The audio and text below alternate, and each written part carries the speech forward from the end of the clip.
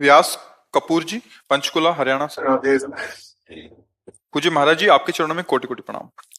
महाराज जी, मेरी आयु 76 वर्ष है। अपने जीवन काल में मैंने परिवार में पूज्य दादी, पिता, माता, संबंधियों के अतिरिक्त हाल में ही अपनी पत्नी का देहावसान देखा।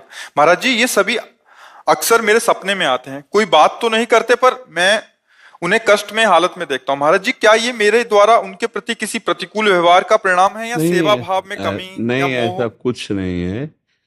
ये स्वप्न तीन प्रकार के होते हैं। एक होता है जिनसे हमारा मानसिक संबंध रहा है, बिना किसी कारण के कल्पनात्मक उनके दृश्य उपस्थित करना। एक होता है जिनका कोई अस्तित्व नहीं है, ऐसा स्वप्न आना। और एक होता है भागवतिक, किसी महापुरुष का आगमन होना। ये सत्य के अंतर्गत आता है। वो आपको निर्देशन या आपको दुलार या आज्ञा, जो भी आज्ञा, वो सत्य होता है। अब ये मन बहुत से संस्कारों से, संबंधियों से जुड़ा है। तो आप देखो, कोई इतना ही स्वप्न थोड़ी आता है, कितने स्वप्न आते हैं जिनका कोई मतलब नहीं है। ऐसे ही ये परिवार के सने संबंधियों का जो आता है, उससे दुख सुख का लेना देना नहीं है। हाँ, ये जरूर है कि हम अपने जीवित अवस्था में कर्तव्य का उनके साथ पालन किया कि नहीं किया। अगर किया तो धन्य है, अगर नहीं किया तो अब कर लेना चाहिए। उनके प्रति नाम जप करना, उनके प्रति दान पुण्य करके उनको प्रदान करना। जैसे पिता है या पितामह है, ये हम यहां से जो भी दान पुण्य करेंगे, जो भी अनुष्ठान कराएंगे, वो ट्रांसफर हो जाएगा, उनको पहुंच जाएगा। ऐसा विधान है। इसीलिए परिवार में चाहा जाता है कि कोई हमारे हो जो कम से कम हमें दान कर सके, पानी दान कर सके, अन्न दान कर सके, या कुछ ऐसा। जैसे ना पिंड दान कहा जाता है कि भाई पिंड दान करने वाला तो कोई हो। तो आप अपने पूर्वजों के लिए जो किए हैं वो आपको पता है, व्यवहार कैसा किया है।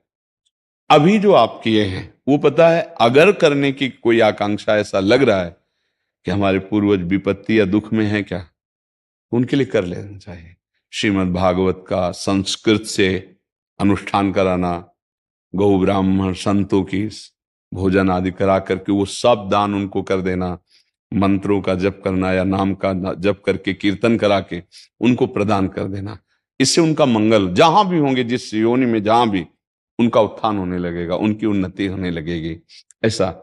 और खास भगवान या भगवान के भक्तों के सिवा स्वप्न में जो कुछ, सब मिथ्या ही होता है। जैसे आप स्वप्न में देखते हैं मैं ये कर रहा हूं, मैं ये कर रहा हूं, तो कुछ होता है क्या? कुछ नहीं होता। अब लोग उसी में फंसा देते कि इस स्वप्न का क्या मतलब हो सकता। कुछ नहीं हो सकता, स्वप्न है। राजा जनक जी एक बार सैया में पड़े सोए और स्वप्न देखला कि हमारा सारा राज्य छिन गया और मैं एक भिखारी बन गया और बहुत भूख लगी है। अब मांगे तो थोड़े से चावल और दाल मिला, तो मटकी में, मिट्टी के पात्र में उन्होंने लकड़ी बीन करके खिचड़ी पकाई। और वो पक्के तैयार होने वाली थी, दो सांड आए लड़ते हुए, ऐसे लड़े कि पूरा बिखर गए। और भूख से व्याकुल, अरे ये क्या, ऐसे कि पूरा मेहनत किया हुआ सब भोजन, और आंख खुली तो महाराज जनक का सत्याग्रह। तो उनका ये सत्य कि वो सत्य, जो अभी जनक भूखा डोल रहा था, भीख मांगा और वो चावल दाल पका रहा था, वो जनक सत्य या ये सत्य? क्योंकि उस समय ये सत्य नहीं था, इस समय वो। तो सत्य कौन है? अब उनके सभा में बड़े बड़े ज्ञानी महात्मा बैठते, तो आकर प्रश्न किया, ये सत्य कि वो सत्य। अब कुछ उसकी व्याख्या हो तो समझ में आवे, ये सत्य कि वो सत्य। अब कोई उत्तर ही ना देवे। तो जब ये बात अष्टावक्र जी को पता चली, तो सभा में नवीन अवस्था थी, सभा में आए और जनक जी से बात की।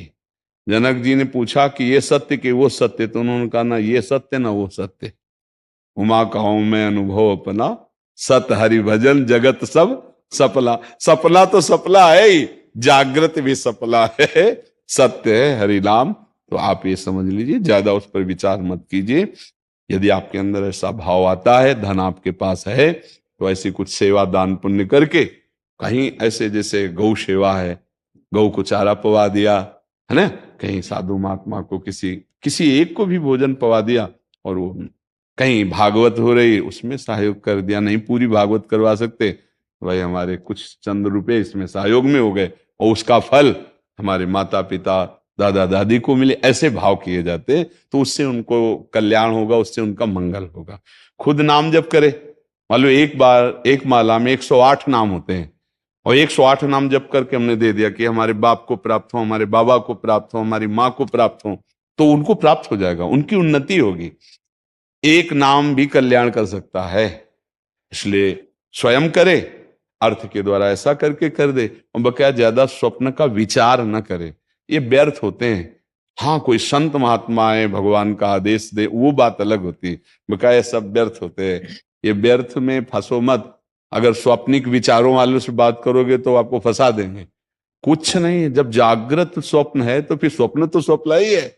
भगवान शंकर कह रहे, उमा कहूं मैं अनुभव अपना सत हरि भजन जगत सब सफला। समझ रहे आप जी।